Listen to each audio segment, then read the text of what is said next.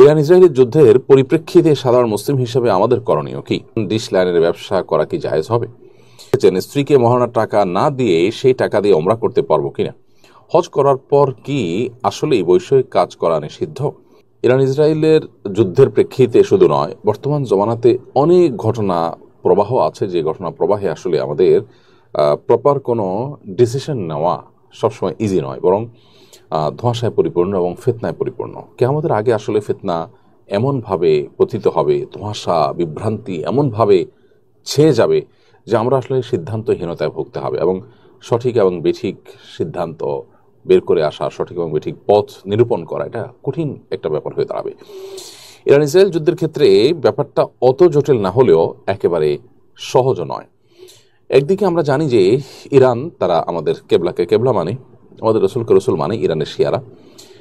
অপরদিকে আমরা এও জানি যে শিয়াদের একটা গ্রুপ তারা ইসলাম থেকে খারিজ হওয়ার মতো বিশ্বাস লালন করে, যদিও শিয়াদের মধ্যে আর অনেক গ্রুপ আছে যারা, অনেকেই আছেন যে ইসলাম থেকে খারিজ হওয়ার মতো বিশ্বাস লালন না করলেও ভয়াবহ বিদায়াতে তারা লিপ্ত এবং সুস্পষ্ট বিভ্রান্তি এবং গোমরাহিতে তারা আছে। এ ব্যাপারে সারা বিশ্বের আহলে সুন্নাহ ওলামা ইকরামের কারোরই কোনো দ্বিমত নেই। চার মাযহাবের সমস্ত ওলামা ইকরাম এবং আপনার সমস্ত আইম্মা হাদিস মুহাদ্দিসিন সবাই প্রায় একমত। এটা একটা বাস্তবতা। আরেকটা বাস্তবতা হলো যে আমরা জানি সিরিয়া সহ ইরাক সহ মধ্যপ্রাচ্যের অনেকগুলো দেশে এই শিয়া প্রধান দেশটি ইরান বিভিন্ন সময় হামলা চালিয়েছে, এবং বিশেষ করে অতি সম্প্রতি সিরিয়াতে হাজার হাজার বরং লাখো আহলে সুন্নাহর আলেমদেরকে হত্যা করেছে, মসজিদগুলোকে ভেঙেছে, দখল করেছে, এবং সেখানে আপনার শিরকের রামরাজত্ব কায়েম করেছে। বিশেষ করে বাশার আল আসাদ যে কসাই হিসাবে পরিচিত, লক্ষ লক্ষ মানুষের জীবনহানি করেছে, যে সে নিজে ইরানের অনুগত এবং ইরানের সহযোগিতা নিয়ে সে তার এই জুলুমগুলো চালিয়েছে।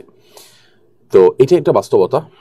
আবার ইহুদি রাষ্ট্রটির যে জুলুম দীর্ঘকাল পর্যন্ত ফিলিস্তিন সহ গোটা মুসলিম বিশ্বের বিরুদ্ধে যে ভয়াবহ এবং সবচেয়ে খুল্লম খোলা শত্রুতায় লিপ্ত, এটা তো আজকে নতুন নয়। এবং কোরআন কারীমে আল্লাহ বলেছেন, লা তাজিদান্না আশাদ্দান নাসি আদাওয়াতান লিল্লাযিনা আমানুল ইয়াহুদ, ঈমানদারদের সবচেয়ে বেশি কঠোর শত্রুতা করতে দেখবেন ইহুদিদেরকে, হে রাসূল, এবং এরপরে যারা মুশরিক তাদেরকে। আজও আমরা দেখছি যে আমাদের পার্শ্ববর্তী দেশের মুশরিক দেশ এবং এই ইহুদি দেশ, উভয় দেশ পৃথিবীর যে কোনো প্রান্তে মুসলমানদের বিরুদ্ধে তারা ঐক্যবদ্ধ এবং সবচেয়ে বেশি সোচ্চার।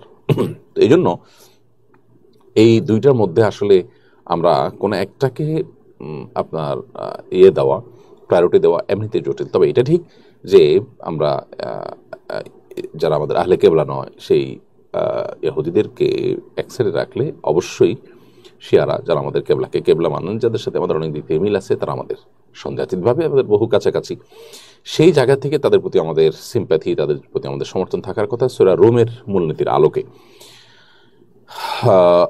এর পাশাপাশি তারা এই চলমান যে আগ্রাসন, সে আগ্রাসনের মধ্যে তারা মাজলুমের ভূমিকা আছে।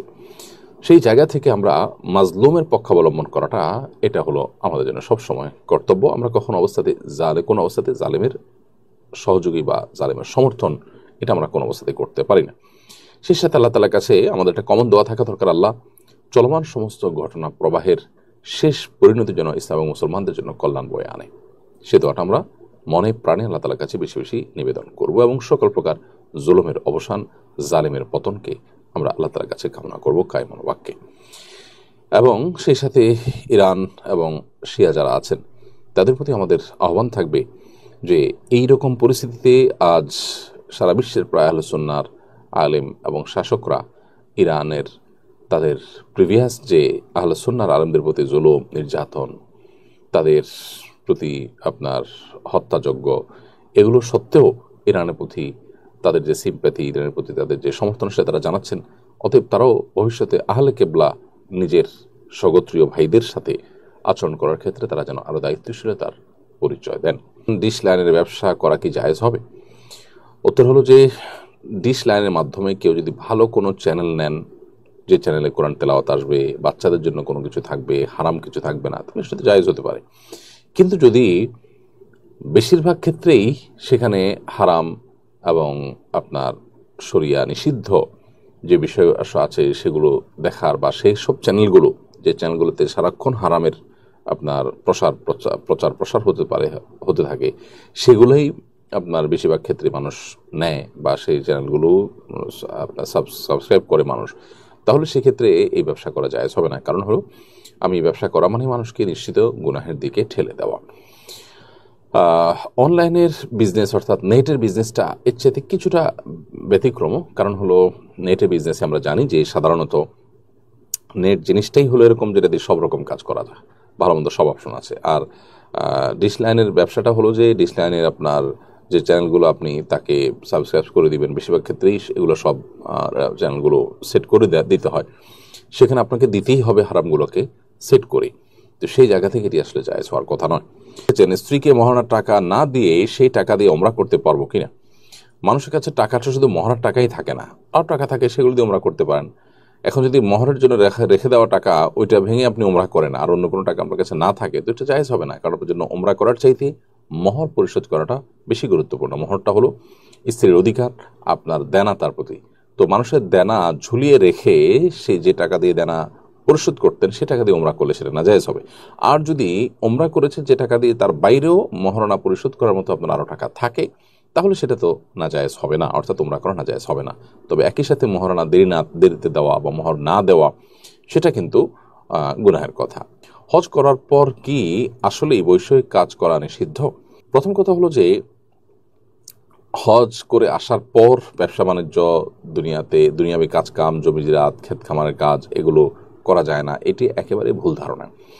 হজ করার পরে কাজগুলো কেন করা যাবে না? এই কাজগুলো কি কোনো অপরাধ কর্ম তো নয়। সো এই কাজগুলো হজ করে আসার পর আমরা করতে পারবো। বরং মানুষ বসে বসে খাওয়া বা পরনির্ভরশীল হওয়ার চাইতে তিনি কর্মক্ষম হলেন, তিনি পরিশ্রমী হলেন, তিনি কোনো কাজে এঙ্গেজ থাকলেন, সেটা বরং অধিকতর প্রশংসনীয় ইসলাম শরিয়া দৃষ্টিকোণ থেকে সার্বিক বিচার বিবেচনায়। তো সেই জায়গা থেকে আপনি এটাকে অবশ্যই জায়েজ মনে করতে হবে এবং এটাকে অ্যাপ্রিসিয়েট করতে হবে যে একজন মানুষ হজ করে আসার পর তিনি দুনিয়ার কাজে, বিভিন্ন রকমের ব্যবসা বাণিজ্য ইত্যাদির কাজে তিনি লিপ্ত এবং সেগুলোতে তিনি এঙ্গেজ হয়েছেন। সো সেটাকে খারাপ ভাবে দেখা, এটা নিছকই আমাদের ভুল ধারণা।